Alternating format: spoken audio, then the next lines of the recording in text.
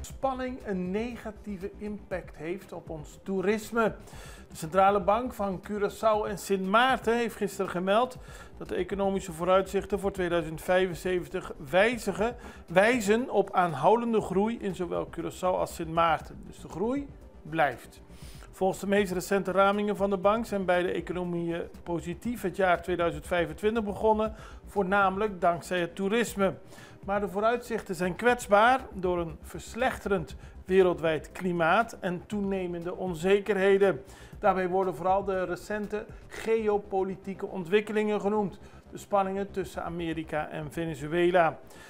Dat allemaal bij elkaar leidt ertoe dat de groei wat gematigder zal zijn. Dus in 2024 hadden we een groei van 5%. Dat wordt nu verwacht naar 3,4 in 2025 en 2,4 in 2026.